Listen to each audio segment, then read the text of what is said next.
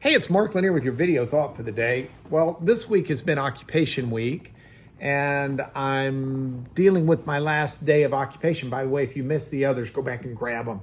I did get an email from my buddy Skip that said while he wasn't a blacksmith, he had taken welding or something when he was in the military, and so he sort of felt like a blacksmith.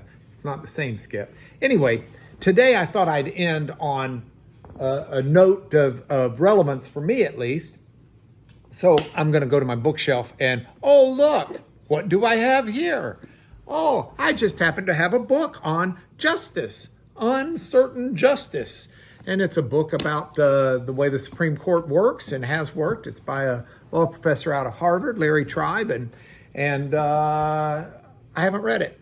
But I will tell you this. I'm familiar with justice and I'm familiar with uncertain justice. And it's good on occupation week because one of the occupations talked about in the Bible is that of a judge.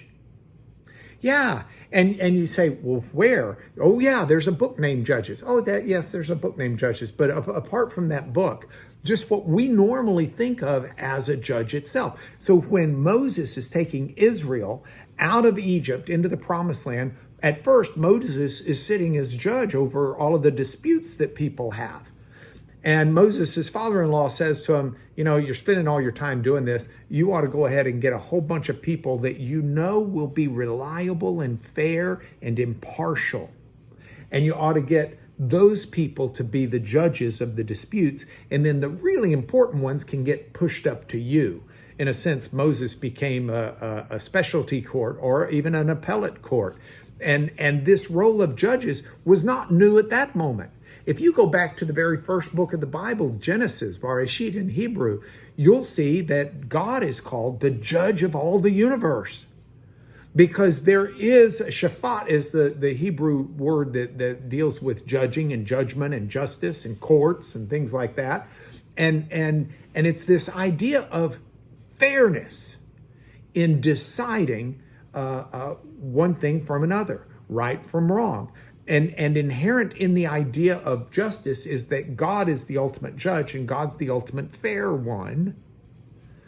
And then the idea of judge for us is someone who's not going to dispense uncertain justice, but someone, and by the way, I don't think this is insinuating the Supreme Court dispenses uncertain justice. I haven't read the book, I don't know, and I'm not commenting on that here.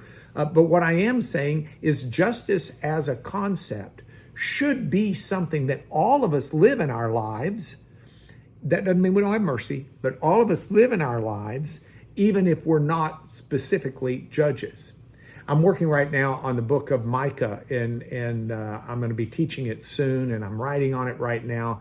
And Micah lived and wrote at a time where the people just didn't believe in justice, where the haves had and the have-nots did not, where those who were insiders had the power of the courts and the downtrodden and the throwaways were not dealt with fairly.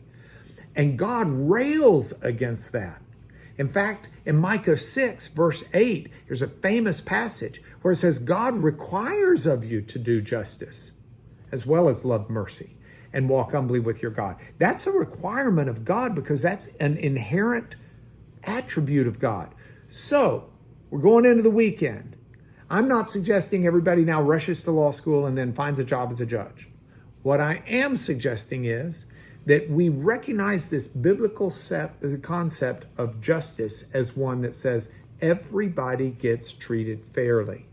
And we don't give favoritism or show favoritism in making decisions based upon someone's power, looks, social status, prestige, anything like that. We need to treat everyone as if everyone has the same value before God, which, by the way, they do. And in the process of that, we will love and do justice to other people. That also means if you go through the line at the grocery store and the clerk gives you your wrong change back, you're not allowed to keep it. That's not just. You're going to do justice even if nobody's looking. Make it right. That's all what we're about after all. And that's your video thought to take you into the weekend. And I'll see you again on Monday.